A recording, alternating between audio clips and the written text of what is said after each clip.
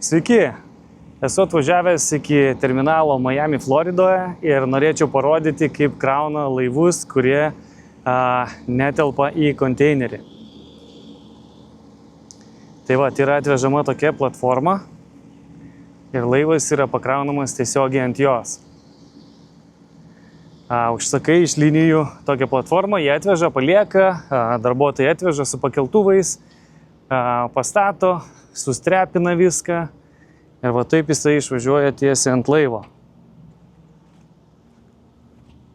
Šitas ne laivas, gal sakykime labiau kateriukas, jisai keliaus į Rotterdamą, į Olandiją ir jo siuntimas su va tokiu pristatymu, sakykime, su tokia platforma $3000.